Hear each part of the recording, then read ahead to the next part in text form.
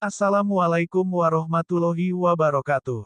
Saudaraku yang dirahmati Allah Subhanahu wa Ta'ala. Khadijah adalah istri pertama Rasulullah Shallallahu Alaihi Wasallam.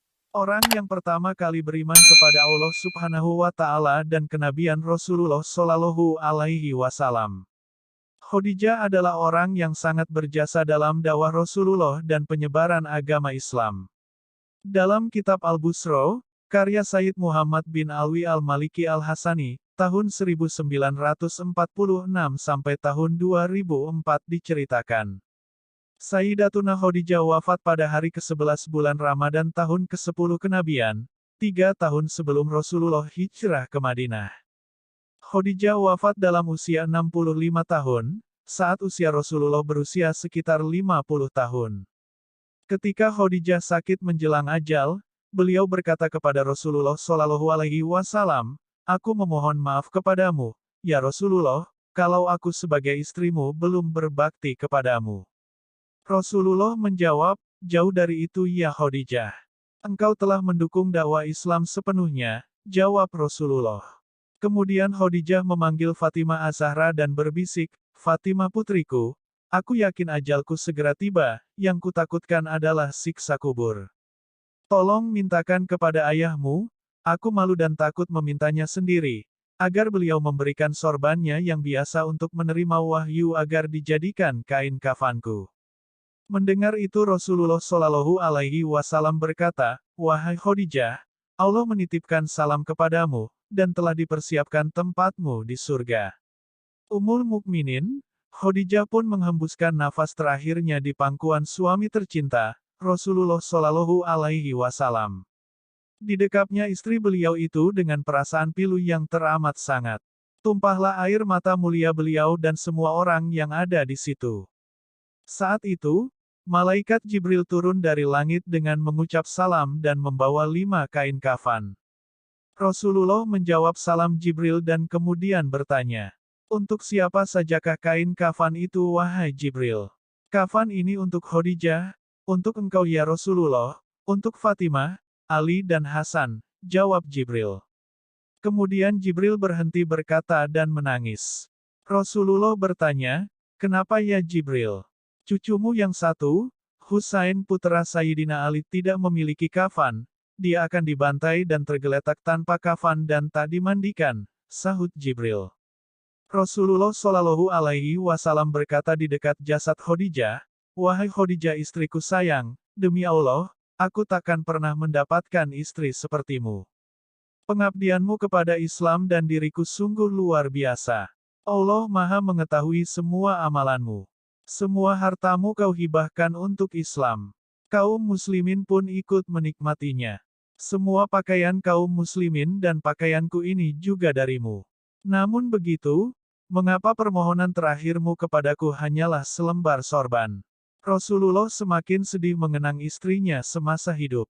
Seluruh kekayaan Khadijah diserahkan kepada Rasulullah untuk perjuangan agama Islam.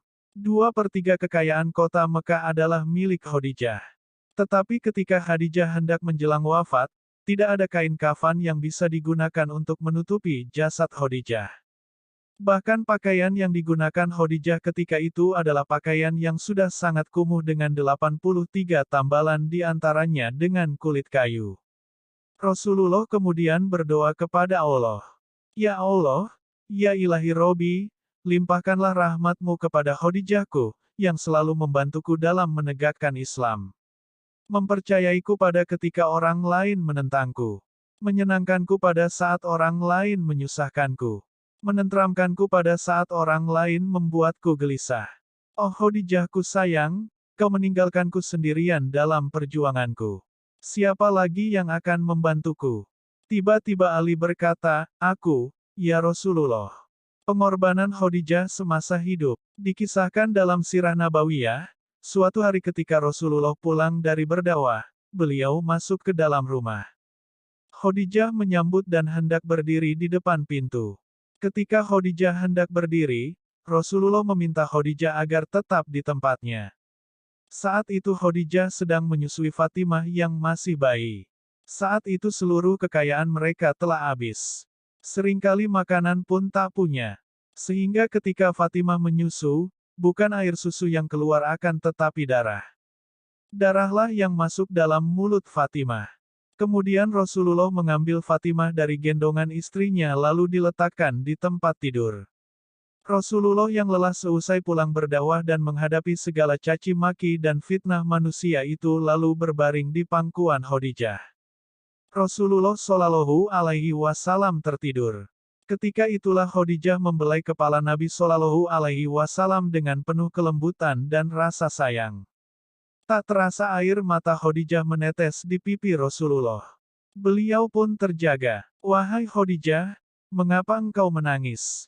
Adakah engkau menyesal bersuamikan aku, Muhammad? Tanya Rasulullah dengan lembut. Dahulu engkau wanita bangsawan, engkau mulia, engkau hartawan. Namun hari ini engkau telah dihina orang. Semua orang telah menjauhi dirimu. Seluruh kekayaanmu habis. Adakah engkau menyesal wahai Khadijah bersuamikan aku, Muhammad? Lanjut Rasulullah tak kuasa melihat istrinya menangis. Wahai suamiku, wahai Nabi Allah, bukan itu yang kutangiskan, jawab Khadijah. Khadijah berkata lagi, dahulu aku memiliki kemuliaan. Kemuliaan itu telah aku serahkan untuk Allah dan Rasul-Nya.